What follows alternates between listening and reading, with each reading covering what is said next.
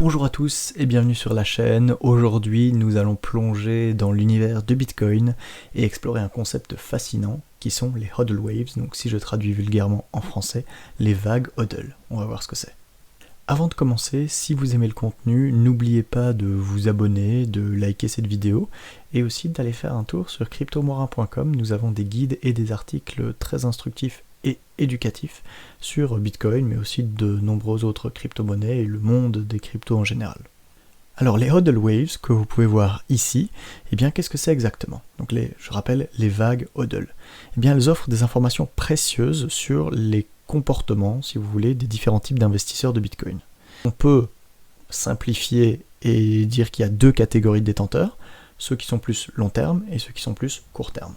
Avant de continuer, c'est peut-être intéressant de revenir sur le terme hodl, d'où ça vient.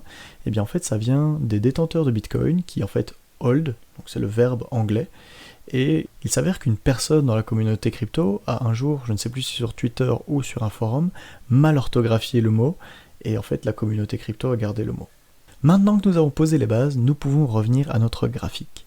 Les détenteurs long terme donc conservent leur Bitcoin pendant des longues durées, donc c'est ce qu'on voit ici dans les bandes. Donc plus de 10 ans, entre 7 et 10 ans, 5 à 7 ans, etc. En revanche, les détenteurs court terme ont tendance à apparaître pendant des phases exponentielles de marché. On le voit donc proche des cycles, donc généralement après le halving. Nous pouvons décomposer encore plus cette définition et aller dans un niveau de détail pour dire que les holders court terme, les détenteurs court terme, comme étant ceux qui détiennent leur Bitcoin pendant 6 mois ou moins. Donc à partir d'ici, le orange. Maintenant qu'on a fait cette distinction, eh bien c'est intéressant d'analyser ce graphique. Vous voyez que ceux qui le détiennent pendant moins longtemps donc font des pics beaucoup plus intéressants à analyser que ceux qui le détiennent pendant plus longtemps. Et on peut se poser la question de pourquoi est-ce que ça se produit? Eh bien les détenteurs long terme, qui accumulent du Bitcoin depuis des mois, ou enfin en tout cas des années on va dire, commencent à vendre leur Bitcoin quand le prix augmente, ce qui est logique. Si vous l'avez acheté à 1000 € et qu'il est à 20 000, vous êtes humain, vous avez tendance à le vendre. Donc ils vendent de nouveau, et ils le vendent spécifiquement aux nouveaux entrants. Donc quand votre boulanger commence à vous parler de Bitcoin, généralement c'est ce qu'on dit dans le monde de la crypto, c'est le moment de vendre. Et bien ça illustre exactement ce principe, et donc les nouveaux entrants n'achètent généralement que lorsque le marché est en plein essor et explose. On le voit ici en 2011, avec des pics énormes. On le voit ici un peu plus loin en 2014, en 2017, et bien sûr en 2021, avec son petit rebond également en 2021. Ce mécanisme est encore plus visible lorsque ici j'ai isolé tous ceux qui détenaient du Bitcoin pendant plus de 6 mois, et donc au-delà de 10 ans, et on voit vraiment ces waves, ces vagues, qui sont encore plus nettes. Et donc ici nous avons généralement des holders qui rachètent énormément dans les phases où finalement le prix est très faible, ou vient de se casser la gueule, et nous avons ces vagues qui diminuent lorsque le prix augmente puisqu'ils les vendent. On peut encore affiner notre résultat en réfléchissant sur ce que veulent vraiment dire ces vagues. Ici, c'est ceux qui détiennent du Bitcoin pendant plus de 6 mois. Donc on peut se dire que ce sont sûrement des gens qui se sont fait avoir ici, qui ont acheté ici, et finalement qui ont gardé leur Bitcoin pendant plus de 6 mois dans toute la descente, et qui, quand ça commence à exploser, et on le voit bien en fait, juste à la limite du dernier, ça commence à chuter. Et en fait ce sont sûrement donc des gens qui, je le répète, se sont fait avoir ici et bloqués dans un asset, qui diminue et qui disent bon ok, moi je vais le garder 6 mois, et on voit si ça augmente.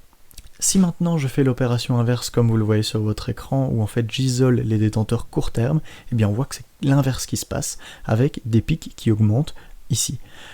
Ça ne veut pas dire que ce sont les longs termes qui vendent à des courts termes, ça peut être aussi des longs termes qui commencent à mettre de l'argent sur leur wallet plus court terme ou pour les vendre, et donc ça peut être très bien la même personne qui en fait passe en fait d'un long terme à un court terme. C'est généralement ce qui se passe. En fait, c'est la même personne qui le détenait avant et qui commence à les vendre, et donc devient un détenteur court terme.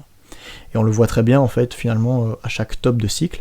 Parfois, on en a en milieu de cycle, où les gens pensent que voilà, c'est le top, Et en fait, finalement non, donc ça redescend, et généralement ça pique, généralement là où ça doit, où c'est intéressant. Quelque chose d'intéressant ici avec ces courbes court terme, c'est qu'on voit en avril 2021 qu'en fait c'est ici le vrai top pour eux. Ça n'est pas le second top. En fait, le vrai top pour les gens, ça a été le premier et pas le second. Ce qui est intéressant. Il est intéressant de noter que pour ce cycle que nous venons de passer, il y a eu Covid qui a peut-être sous-performé ce cycle-ci, et donc c'est pour ça que nous avons une configuration un peu spéciale qui est similaire à 2014 sans vraiment l'être, puisque nous avons donc dépassé un petit peu, mais vraiment de rien du tout. Alors là, j'arrive dans le moment un petit peu disclaimer de la vidéo, où je dois vous dire que donc, ces indicateurs peuvent fournir des informations, mais au final, c'est le prix que personne ne sait prédire qui fait la loi. Et en fait, comme je vais sûrement vous le dire encore de nombreuses fois, tous les modèles sont faux. Il y en a juste certains qui sont utiles. Aucun modèle ne peut prédire le marché avec certitude absolue. Celui qui vous dit ça, c'est un menteur. Pourquoi est-ce que je dis ça ? Eh bien, par exemple, ici, si vous aviez suivi l'indicateur, et en regardant donc les hodl waves à court terme, en avril 2021, eh bien le sommet était clair. Et donc si vous aviez vendu votre Bitcoin à ce moment-là, eh bien même avec la baisse, la hausse, machin, maintenant vous auriez été bien. Le double sommet de 2021, donc ici, était particulièrement intéressant. Pourquoi ? Eh bien je vais vous le montrer. Si on va dans mon article cryptomora.substack.com, où je présente les indicateurs les plus intéressants selon moi de 2024, nous voyons ici qu'en fait le risque social, comme on l'appelait le on-chain risk même, en fait était beaucoup plus faible ici. Et en fait c'était pas que c'est anormal, mais bon voilà, c'était vraiment ici qui était le vrai top. Cependant, les données on-chain peuvent parfois être délicates à manipuler pour la simple et bonne raison qu'il est facile de laisser son propre biais en fait influencer notre interprétation de la chose, parce que si vous êtes de nature optimiste, vous allez avoir tendance à trouver les signaux haussiers, je vais dire, et si vous êtes plus pessimiste, vous aurez tendance à avoir des signaux plus baissés. Mais du coup, c'est pour ça que c'est important de regarder le risque on-chain de manière objective, et en fait tous les indicateurs que je vous présente ici. Revenons maintenant 2 minutes aux vagues hodl de long terme, et vous voyez qu'elles diminuent généralement pendant les phases exponentielles, là où les détenteurs vendent, puis elles augmentent lors des marchés baissiers, lorsque les gens recommencent à accumuler de nouveau. Fin 2023, si on regarde, les vagues de hodl long terme ont atteint environ 80%, je pense, mais avec la montée en flèche du Bitcoin depuis 2024, en fait, ce chiffre est tombé de, je vais dire, 10% à la louche. Il est également intéressant, comme je l'ai fait ici, de décomposer ces données encore plus finement. Par exemple, les détenteurs de 1 à 3 mois ont vu un pic récemment ici en mai 2024. Regarder les détenteurs de 1 à 2 ans peut également être intéressant en isolant une time frame spécifique pour révéler des tendances qui sont intéressantes. Et ici, c'est quand même assez clair, hein. Généralement, au pic, eh bien en fait, ces vagues bottom. Ici, ici, ici et la dernière.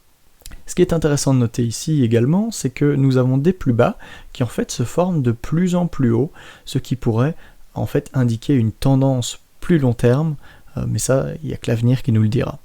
Voilà, cela conclut notre plongée dans les vagues de hodl, et oui, c'était intentionnel. J'espère que vous avez trouvé cette vidéo utile, et n'hésitez pas à aller visiter cryptomora.com pour des guides et des articles détaillés, et également la newsletter sur Substack. À la prochaine.